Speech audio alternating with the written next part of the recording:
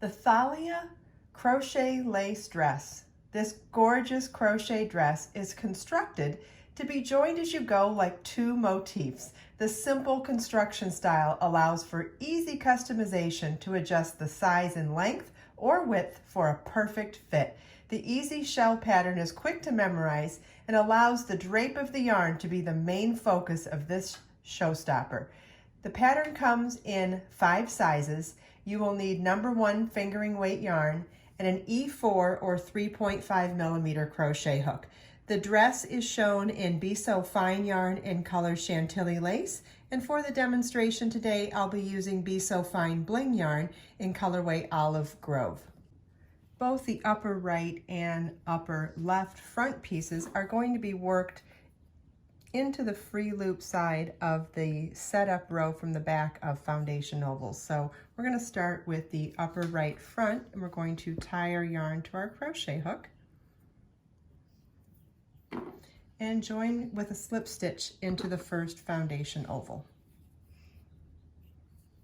Chain 3, which counts as a double crochet. Work 1 double crochet, chain 3, 2 double crochets in that first foundation oval.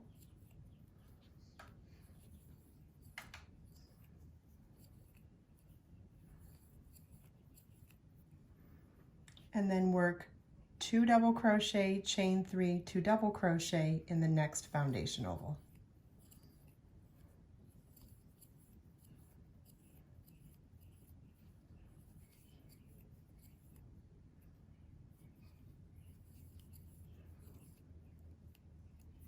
And then you want to repeat that for however many shells is required in whatever size of the top you're making.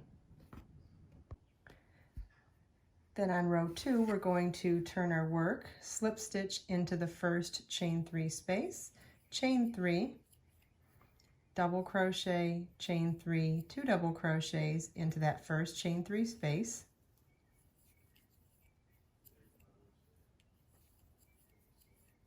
And then in each of the remaining chain 3 spaces across, we'll work 2 double crochets, chain 3, 2 double crochets. And then you want to repeat row 2 4 more times. So rows 3 through 6 are going to be a repeat of this row 2. Row 7 is our first increase row, and we're going to start the row the same. It's a slip stitch into the first chain 3 space, chain 3, double crochet, chain 3, 2 double crochet in the first chain 3 space. And then you're going to work 2 double crochet, chain 3, 2 double crochet in each chain 3 space across to the last chain 3 space. And that's where we're going to work our increase.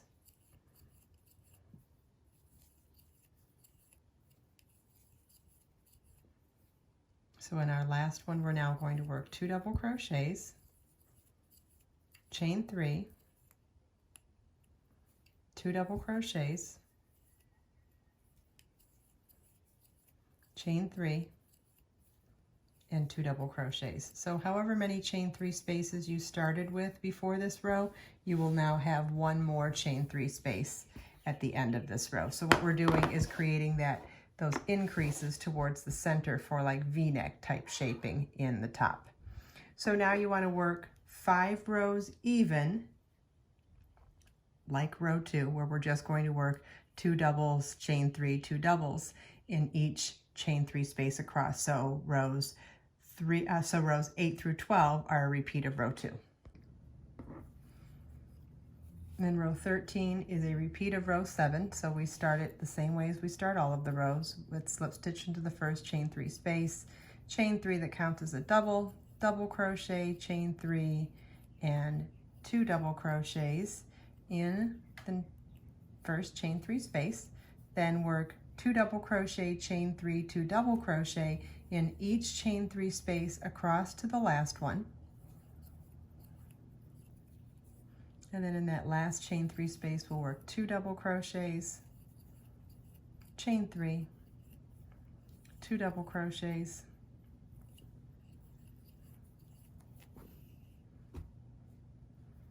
chain 3, and 2 double crochets. So each time that you repeat that row 7, you're going to be increasing by 1 additional chain 3 space. So you want to refer to your pattern. There's going to be repeats of working even and then repeats of this increase row until you finish the upper right front. Okay, so once you finish the upper right front, we're going to do the upper left front. And so we're going to be working over the same number of foundation ovals to start, but starting from the opposite end. And we're going to do the same rate of increase as we did for the upper right front, but we're going to be doing the increases on the opposite side of the row because we want these increases going towards the center front. So we work them at the end of the row on the right front. So we're going to reverse the shaping and work the increases at the beginning of the row for the left front. So let me show you how we do that. So we'll start. So let me show you how we do that. Okay, you want to refer back to the pattern to see how many foundation ovals you're going to work into for the first row of the upper left front. But unlike the right front where we started right from the edge, we're going to count back from the edge for the left front. So for this size, I'm coming back 3, but again, look at your pattern to see where, how many you're starting back from, but you'll count back from the edge.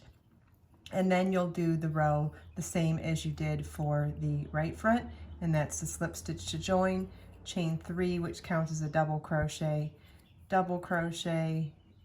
chain 3, and 2 double crochets in that same oval.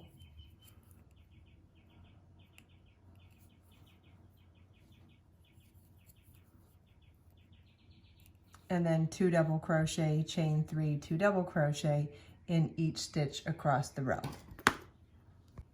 And then 2 double crochet, chain 3, 2 double crochet in each foundation oval across. Working even in pattern is exactly the same on the left front as it was on the right front. So you want to repeat row 2 for as many times as the pattern calls for.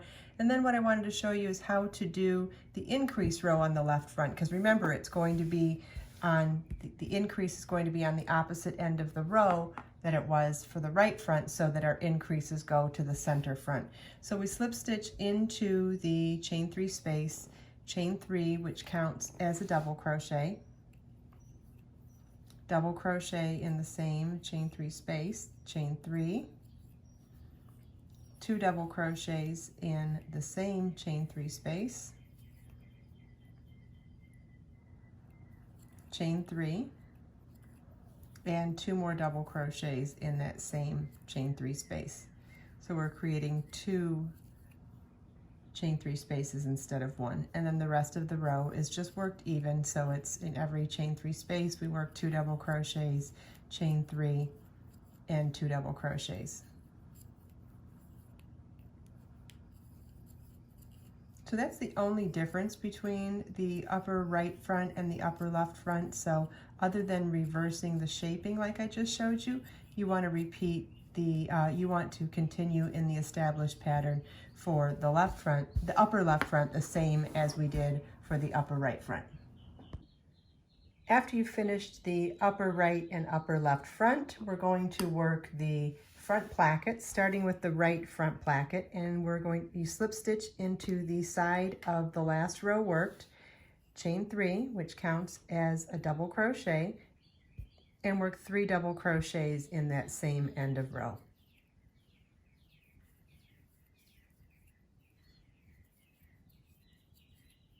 And then we'll work 3 double crochets in each end of row.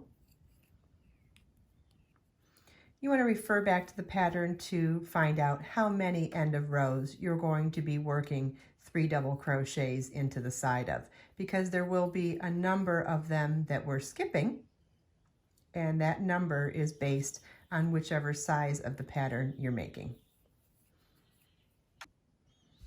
Okay, so you'll see we started from the edge, we worked along the end of rows with 3 double crochets in each end of rows, and then depending on what size you're making, it tells you how many rows to do this in, and you skip the last last section of rows at the top of the front. And so now we're going to work our row 2, which is chain 3, which counts as a double crochet. Turn your work and work 1 double crochet in each stitch across. That's row 2, and then rows 3 and 4, you're going to repeat row 2. And the 5th row is a chain 1, single crochet in the first stitch, chain 3, skip 2 double crochets and single crochet in the next. And so our repeat across this row is chain 3, skip 2 double crochets and single crochet in the next. And you want to repeat that all the way across.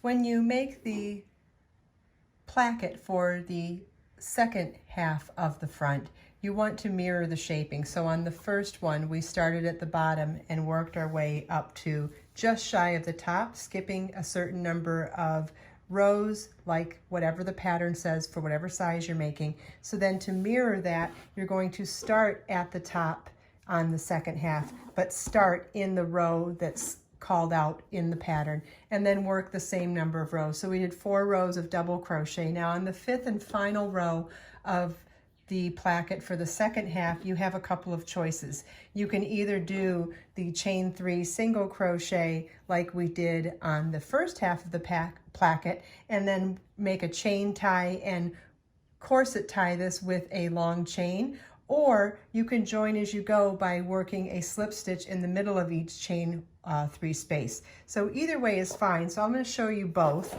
So we could either start the row with, you could even combine them. So chain 1 and turn our work. I'm going to turn the whole thing around here so that I can join them if I want. So let's say for the first couple of chain 3 spaces, we'll just make them chain 3. So we did our chain 1, and now we'll single crochet in that first stitch, chain 3, and then skip the next 2 double crochets and single crochet in the next. So if you're doing it in this version, doing them completely separated, you would just do this across the entire row and fasten off. Chain 3, skip 2 double crochets and single crochet in the next. And you would just repeat that all the way down.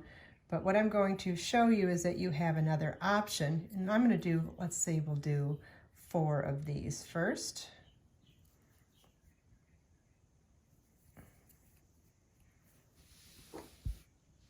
Maybe 5, let's do 5. I like to do things in odd numbers sometimes. Okay, so now for the 6th one, I'm going to do a chain 1 and then count back to make sure we're working into the same adjacent chain 3 space. 1, 2, 3, 4, 5, 6. There's the 6th chain 3 space. We did a chain 1, slip stitch into the opposite placket's chain 3 space, chain 1, and then skip 2 double crochets and single crochet in the next.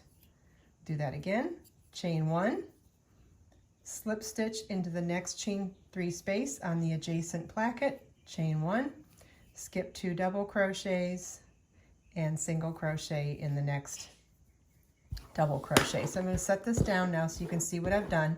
So we kept our chain 3 spaces unattached for the first few, and you could totally do that and make a chain tie instead and corset tie up here.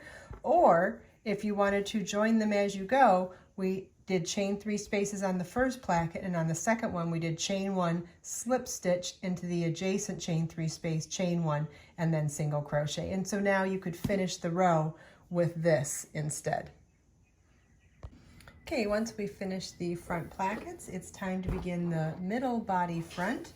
So we're going to work along the bottom edge of our front pieces, grabbing some yarn and tying our yarn to our crochet hook.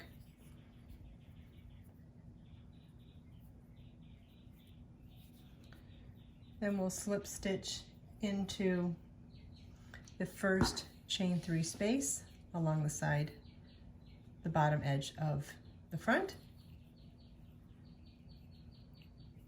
Chain 3, which counts as a double crochet, chain 3, and 2 double crochets in that same chain 3 space.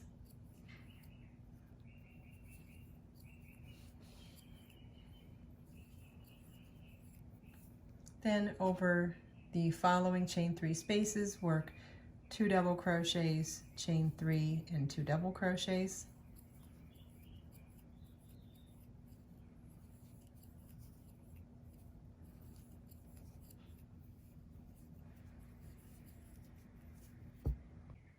And then when you come across to the placket, we want to work one of these 2 double crochet, chain 3, 2 double crochets into every other row on the placket. So we'll skip the first double crochet end of row, and in the next end of row we'll work our 2 double crochet, chain 3, 2 double crochet.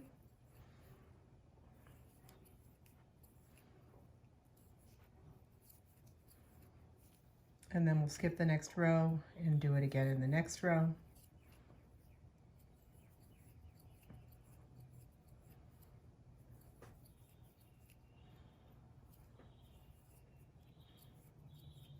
And then we'll do the same thing across the second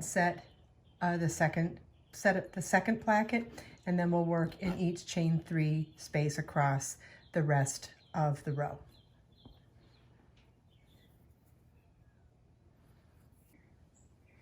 Okay, and then the remainder of the middle body front is worked even in pattern, so you want to repeat the row 2 from previously in the front, where we do 2 double crochet, chain 3, 2 double crochet in each chain 3 space across, and the pattern will tell you how many times we do that row for the middle body front.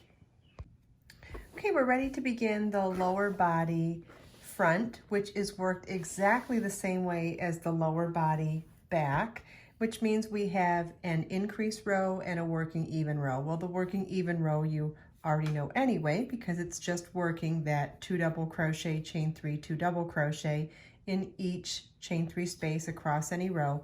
So I'll just remind you how to do the increase row again, and that's slip stitch into the first chain 3 space, chain 3, which counts as a double crochet, chain 3, 2 double crochets, chain 3, and 2 double crochets, all in the same chain 3 space. So we're adding an additional chain 3 space in there. Then work even across the row, working 2 double crochet, chain 3, 2 double crochet in each chain 3 space across to the last chain 3 space. Okay, in the last chain 3 space on the increase row, we're going to work 2 double crochets, chain 3, 2 double crochets, chain 3, and 2 double crochets. So on every increase row, you're going to add an additional chain 3 space in the first and last chain 3 space, and you're going to alternate this increase row with a working even row for a specified number of times within the pattern. You want to check the pattern for that, and then continue to work even in pattern for the remaining length of your lower body. Now, if you have adjusted the length of your dress or top or what have you, on the back side, you want to make sure you do the exact same number of rows on the front side as well. Or if you want to make the dress exactly as written in the pattern, just follow line by line the exact number of times and repeats for the lower body. The front side panels are worked identically to the back side panels through row 4. So rows 1 through 4 are done the same way. So we slip stitch into the first end of row, or the last end of row at the bottom of the front, chain 3, which counts as a double crochet, and work 3 double crochets in that same end of row.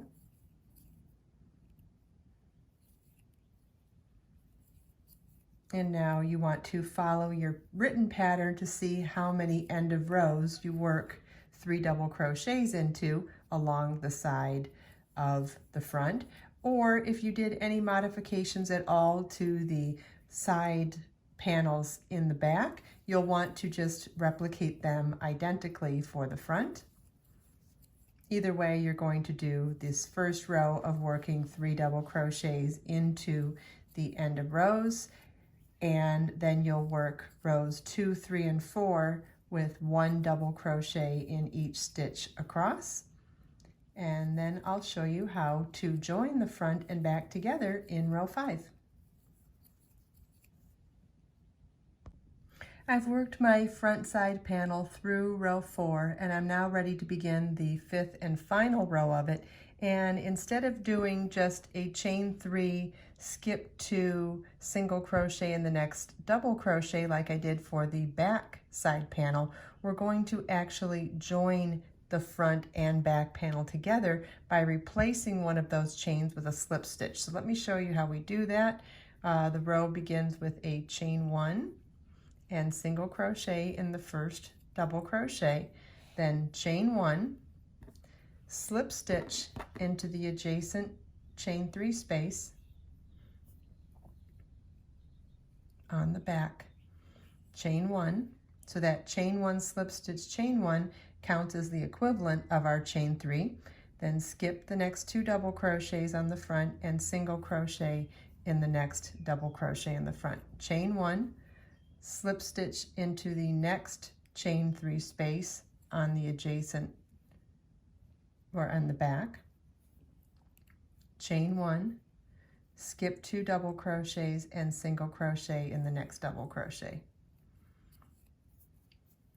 chain 1, slip stitch in the next chain 3 space on the back, chain 1, skip 2 double crochets and single crochet in the next. I'll do a couple more of these and then lay everything out flat so you can see what we've been doing. Here we go. After this one, we'll open this up so you can see.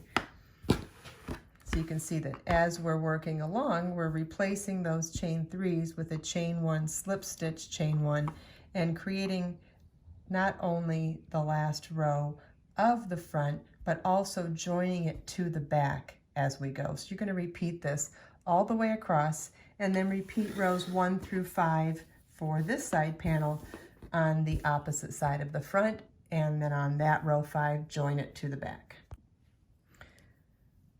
For the lower hem border, you want to join your yarn with a slip stitch in any chain 3 space anywhere around the lower edge, and chain 3, which counts as a double crochet, work 2 double crochets in that same chain 3 space,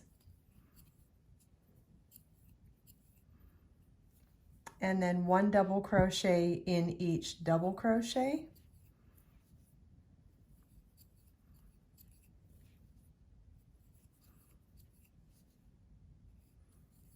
and 3 double crochets in each chain 3 space,